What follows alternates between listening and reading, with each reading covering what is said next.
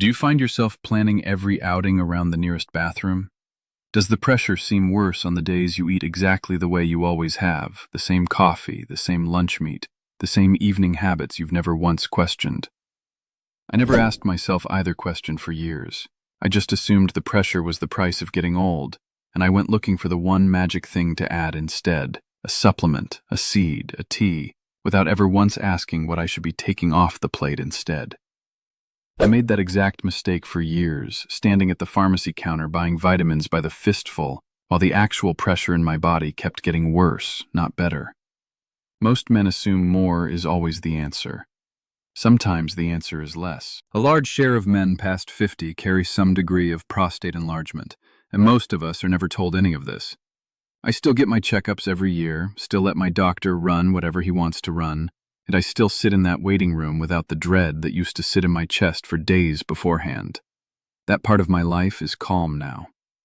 I make it through a full afternoon working in the yard now without needing to walk back inside every 40 minutes, and last month I sat through my grandson's entire ball game from the bleachers without once calculating my exit. I'm not telling you that to brag. I'm telling you because it took me years to figure out that the problem wasn't just what I was missing. It was what I was piling on, day after day, without ever questioning it. For a long stretch, my doctor would check the basics, note that some pressure and some nighttime trips were common at my age, and move on to the next patient. 8 minutes of visit doesn't leave time for a conversation about what's actually sitting on your dinner plate 3 nights a week. I don't fault him for it. That's just the math of a busy practice. But it left me with absolutely no picture of what was quietly feeding my own discomfort, meal after meal, for years. What finally changed things wasn't a new pill. It was a conversation with my niece, who trained as a nurse over Sunday dinner, when she watched me pile a second helping of ham onto my plate and asked, half joking, half not, whether I'd ever looked at what I was actually eating instead of just what I was taking. I hadn't, not once.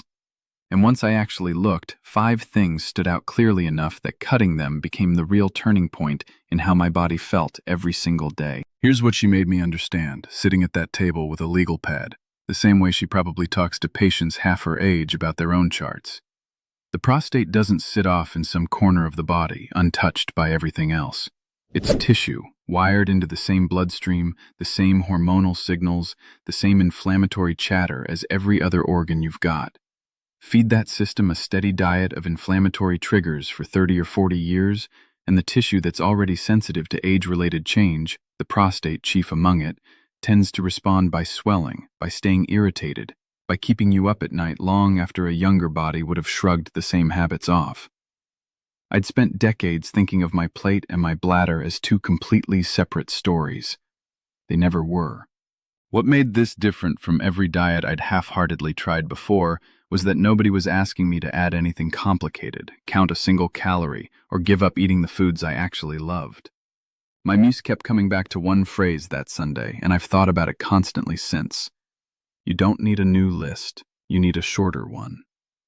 That reframe alone, subtraction instead of addition, was what finally got through to a man who'd tried and failed at more diets than he could count. For years, one number ran my life, the PSA. It would tick up a point and I'd lie awake the whole night, certain it meant the worst, picturing the biopsy, the knife, the end of everything. Then someone finally told me the truth no doctor had. That number doesn't measure cancer, it measures your prostate. And as we age, it climbs mostly because the gland is simply enlarging, benign, swollen, and uncomfortable, not the worst. The number was scaring me half to death over something ordinary. And the prescriptions they push to shrink it? They can flatten your drive completely, soften everything, quietly take the man right out of you. I wasn't willing to trade that away. There's a gentle way to support that gland, keep it comfortable, a healthy size, without surrendering any of that. Keep getting checked every year, of course. At 83, that number doesn't own me anymore. I finally have peace. Let me show you what gave it to me in this video.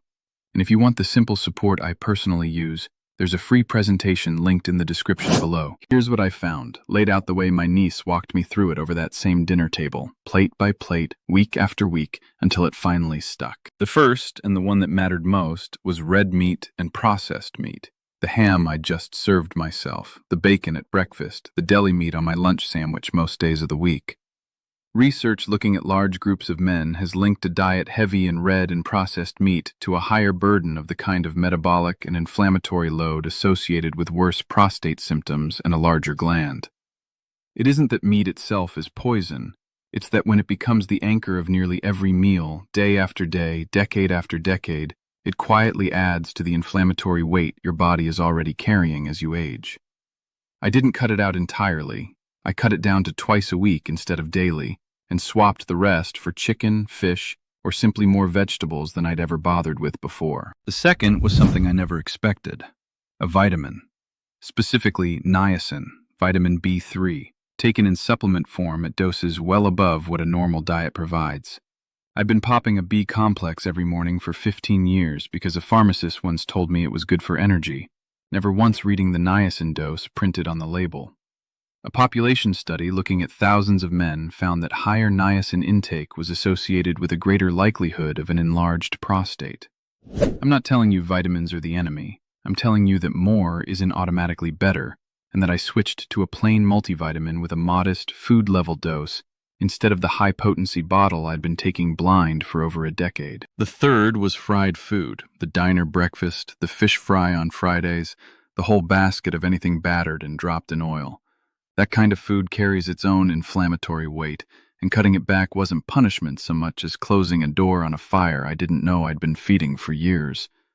I started baking what I used to fry, which sounds like a small thing and changed more than I expected. The fourth was sugary drinks, the sweet tea I'd been pouring myself since I was a boy, the soda I kept in the garage refrigerator for company that mostly ended up being me. These carry the same metabolic weight as the fried food and the processed meat, feeding the same chronic, low-grade inflammation that keeps prostate tissue swollen and irritated. I switched to water with a little lemon in it, and unsweetened iced tea when I wanted something with more flavor. The fifth was caffeine, not eliminated, but cut down from the 4 or 5 cups a day I'd been drinking since my working years, when coffee was as much a habit as a drink. A study looking at a large, representative sample of American men found that higher caffeine intake was associated with a greater likelihood of urinary symptoms tied to an enlarged prostate. I kept my 1 cup in the morning, the one I actually enjoy, and let the rest of the day go without it. None of these 5, cut alone, would have moved much.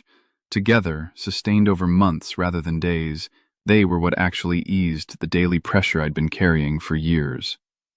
And here's the part that surprised me most.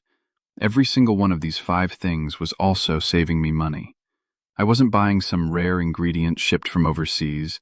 I was simply buying less of what had been quietly working against me the whole time. I want to be honest about the timeline too, because I've watched other men give up on changes like this after a week or two, expecting a light switch instead of a dimmer. The first month, I noticed almost nothing. I kept a little notebook by the bed the way my niece told me to, jotting down how many times I was up each night, and for those first few weeks the numbers barely moved.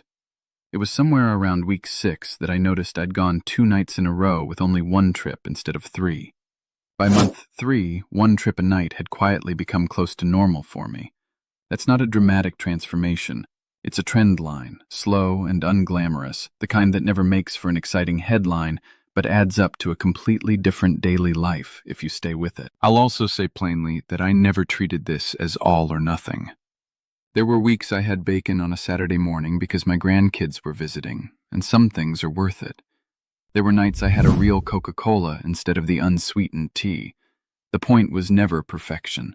The point was that 5 things that used to show up on my plate or in my cup nearly every single day of the week started showing up once, maybe twice instead, and that shift, sustained for months, was enough to change how my whole body felt without ever feeling like punishment.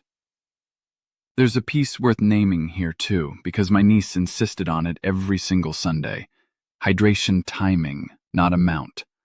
I wasn't drinking less water overall. I was simply drinking most of it earlier in the day and easing off in the 2 or 3 hours before bed, which on its own cut one of my nighttime trips almost immediately, without touching a single food on the list above. I remember the first time I made it through an entire church service without needing to slip out during the sermon, sitting in the pew I used to avoid because it was too far from the door. These days I take my wife on long Sunday drives without mapping out every rest stop along the way first, and that kind of freedom means more to me at 83 than almost anything else I could name. I want to be honest with you about something, because this channel isn't here to frighten you. An enlarged prostate is not cancer, and cutting back on a few foods doesn't mean you get to skip a single appointment.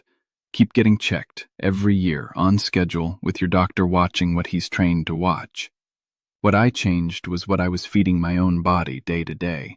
What he watches is a separate, essential job, and both matter enormously. I told him exactly what I'd cut, and he didn't tell me to stop any of it. He just kept doing his part, while I finally started doing mine. There was a man at my old bowling league, Hollis, 68, who'd been living with the same nightly pressure for years and assumed it was simply the cost of getting older, same as I once did. He'd tried a fancy supplement blend a friend had recommended, the kind with a label full of ingredients he couldn't pronounce, and it had cost him nearly $60 a month for 3 months with nothing to show for it. When I told him what I'd cut, not added, cut, he laughed at first, said it sounded too simple to matter, too cheap to be real. 3 months later, he pulled me aside after a game and told me, a little sheepishly, that he wasn't laughing anymore. He wasn't cured. He was just a man sleeping through more nights than he'd slept through in years, and for a man his age, that felt like getting something back he'd quietly given up on ever having again. Here's what I settled on, a few drops a day. And let me tell you why it works. One compound calms one signal, but a swollen prostate answers when several are calmed at once. The growth signal, the inflammation, the pressure inside it. So what I use concentrates them, working as one, the way the research actually uses them, not a single ingredient pretending to be enough. A gland that stays comfortable and a healthy size, fewer trips, and the quiet of no longer fearing that number. It leaves the man fully intact, none of that flattening the prescriptions can do. It's linked right under this video, go look for yourself. It won't replace your doctor or your yearly check. It supports the biology right alongside them. I'm 83, and that number doesn't own me anymore. What I want you to walk away with is this. You don't need to chase some rare new ingredient to feel real relief. Sometimes the most honest answer is what's already sitting on your plate 5 nights a week, quietly working against you, waiting for someone to finally point it out. 5 ordinary things, cut back rather than piled on, while you keep doing the one thing that matters most. Staying in your doctor's chair every single year, not running from it. I think about the man I was, buying vitamins by the fistful and never once asking what else was on the plate beside them, quietly assuming that pressure was simply the price of getting old. And I think about the man I am now, sitting through a whole ball game without calculating an exit, eating simpler and eating less of what never should have been a daily habit in the first place. That's not a miracle. That's just a body finally being given some room to calm down, once somebody finally sat me down and pointed at what had been on my plate the whole time. If any part of this sounds like your own kitchen, your own habits, tell me in the comments what you've cut, what surprised you, what's still hard to let go of. I read every single one myself. And if today changed even a little of how you look at your own plate, subscribe, because I've got a lot more of what I've learned still to share with you.